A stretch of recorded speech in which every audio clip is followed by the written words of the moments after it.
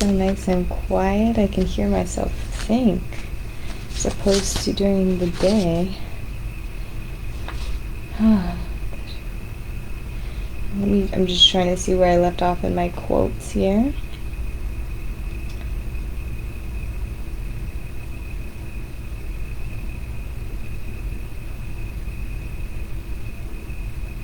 Okay, I think the last one we left off was what we gave, we have, what we spent, we had, what we kept, we lost. I think that should have been the last one. So this is the next quote, and again we are talking about Jesus raising Lazarus from the dead. This is the quote. "When I was a little boy, I had but little wit. 'Tis a long time ago, and I have no more yet, nor ever shall, until that I die. For the longer I live, the more fool am I." Wit and mirth, antidote against melancholy, circa 1684. Let me go ahead and read it one last time here. "When I was a little boy, I had but a little wit. 'Tis a long time ago, and I have no more yet, nor ever shall, until that I die. For the longer I live, the more fool am I." Interesting, because we were just talking about in our introduction mood setting video, we were just talking about, the generational gap and how things change and how we have new generations coming in seemingly very at a rapid pace. Things have been changing just like that from, the 1900s to now. So it is interesting to think about aging and how that process works. And then now we are talking about Lazarus and his, really getting up there in age, and then also his illness and his eventual death, and then resurrection. It's a little nuanced, actually. Resurrecting somebody from the dead that may or may not know that, that is happening is a little bit interesting to think about. And I think this was part of the contradiction that Jesus had when performing this act. It's not something that he could really understand if it was the right thing to do. He felt a little bit conflicted, just him and his human body and his human nature at that time. He wasn't sure if that was going to be the right move. For the longer I live, the more fool am I. We tend to get a little bit dopey with age. Not to, talk down upon elderly or anything like that, but it is just something we tend to deteriorate, and it's an unfortunate thing, but I think it serves a really good purpose. Just, kind of detaching from the world around us in a way that makes the death less painful.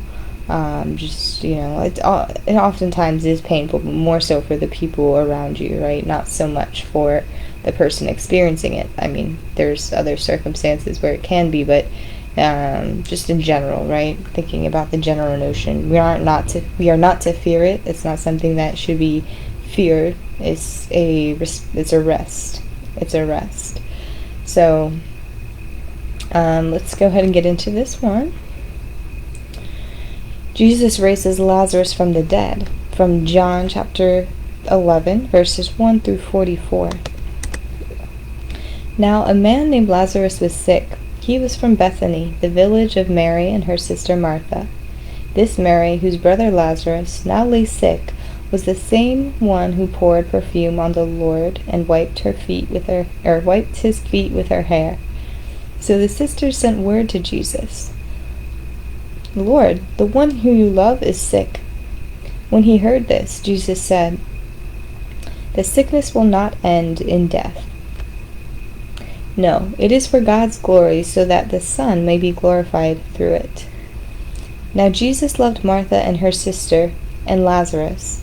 So when he heard that Lazarus was sick, he stayed where he was 2 more days. And then he said to his disciples, 'Let us go back to Judea.' 'But Rabbi,' they said, 'a short while ago the Jews there tried to stone you, and yet you are going back?' Jesus answered, 'Are there not 12 hours of daylight? Anyone who walks in the daytime will not stumble, for they see by this world's light. It is when a person walks at night that they stumble, for they have no light." After he had said this, he went on to tell them, "Our friend Lazarus has fallen asleep, but I am going there to wake him up." His disciples replied, "Lord, if he sleeps, he will get better." Jesus had been speaking of his death, but his disciples thought that he meant natural sleep. So then he told them plainly, "Lazarus is dead. And for your sake, I am glad I was not there so that you may believe, but let us go to him." Then Thomas, also known as Didymus, said to the rest of the disciples, "Let us also go, that we may die with him." On his arrival, Jesus found that Lazarus had already been laid in a tomb for 4 days. Now Bethany was less than 2 miles from Jerusalem, and many Jews had come to Martha and Mary to comfort them in the loss of their brother. When Martha had heard that Jesus was coming, she went out to meet him, but Mary stayed home. "Lord," Martha said to Jesus, "if you had been here, my brother would not have died. But I know that even now God will give you whatever you ask." Jesus said to her, "Your brother will rise again." Martha answered, "I know he will rise again on the resurrection at the last day." Jesus said to her, "I am the resurrection and the life. The one who believes in me will live, even though they die. And whoever lives by believing in me will never die. Do you believe this?" "Yes, Lord," she replied. "I believe that you are the Messiah, the Son of God, who has come into this world." After she had said this, she went back and called her sister Mary aside. "The teacher is here," she said, "and is asking for you." When Mary heard this, she got up quickly and went to him. Now Jesus had not yet entered the village, but was still at the place where Martha had met him. When the Jews who had been with Mary in the house, comforting her, noticed how quickly she got up and went out, they followed her, supposing she was going to the tomb to mourn there. When Mary reached the place where Jesus was and saw him, she fell at his feet and said, "Lord, if you had been here, my brother would not have died." When Jesus saw her weeping, and the Jews who had come along with her were also weeping, he was deeply moved in spirit and troubled. "Where have you laid him?" he asked. "Come and see, Lord," they replied. Jesus wept. Then the Jews said, "See how he loved him." But some of them said, "Could not he who opened the eyes of the blind have kept this man from dying?" Jesus, once more deeply moved, came to the tomb. It was a cave with a stone laid across the entrance. "Take away the stone," he said. "But, Lord," said Martha, the sister of the dead man, "by this time there is a bad odor, for he has been there for 4 days." Jesus said, "Did I not tell you that if you believe, you will see the glory of God?" So they took away the stone. Then Jesus looked up and said, "Father, I thank you that you have heard me. I knew that you always hear me." Let me just fix the typo really quick. "Father, I thank you that you have heard me. I knew that you always heard me, but I say this for the benefit of the people standing here, that they may believe that you sent me." When he had said this, Jesus called in a loud voice, "Lazarus, come out."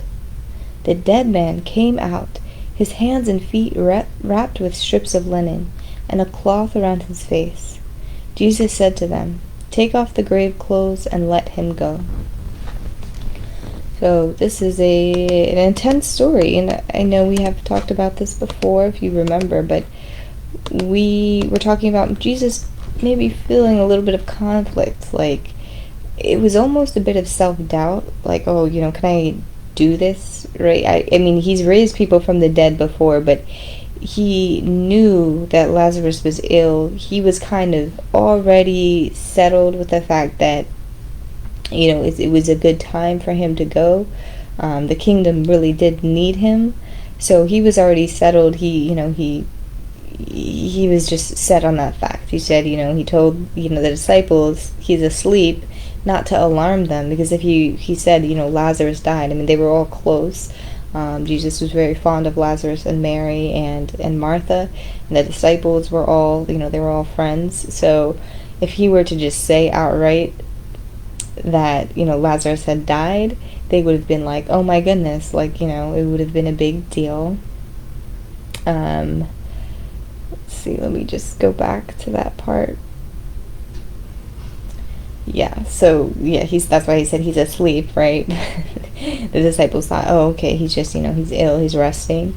But yeah, so Jesus knew in his heart that that's, he's dead, he's gone, the kingdom needed him, desperately. And that's why he's like, trying to console Martha, saying like, listen, like,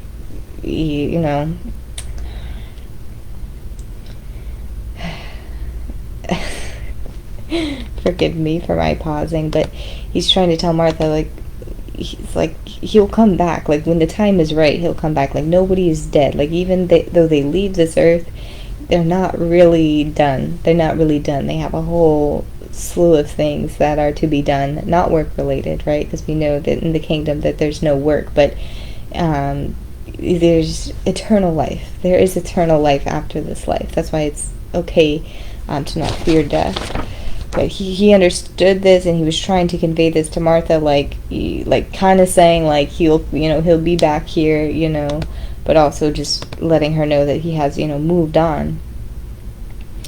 But then of course, once he talked to Mary, he had sympathy for Mary, and of course Martha as well. Martha, Mary, and then the disciples. Everybody was freaking out. Martha and Mary's friends, they were all freaking out. They were really mourning over this death. So he really just felt bad. He felt, he's sad about it. And he's like, listen, like, I guess this is my friend, right? He saw, his body. He's like, this is my friend too. This is my friend too. If I could heal, the elders, or I forget who it was, like the church leaders, if I could heal their daughter, if I can, heal their servants, then, why can't I do this for my friend? But Jesus knew he had an important role that he needed to fulfill. So anyways, he just, he felt that sorrow, and he felt that sympathy and compassion, and he was, thanking the Lord for feeling what he was feeling for everyone else, and the Lord made it happen, and God really did work through him. And after Lazarus has been dead for 4 days, he sat up and walked right out of the cave. So that's great that took place the way that it did.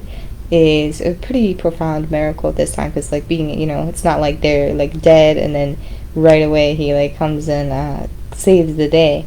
He really, like, after some time brought somebody back to life. But God will do this again very, very soon. Little does everybody else know. So yeah, that's kind of like, this is like the pre resurrection in a way. This is like the first sample, and Jesus really did it just to be like, listen, like, can you please just show these people that this is possible? Because I think this was a really good turning point, just letting everybody who was there know, that this can happen, and this is a true miracle. So just having everybody witness proves Jesus' case later down the line, when people are still doubting the fact that this man actually came back to life. Jesus, that is. So yeah, it was a pretty profound moment, I would say.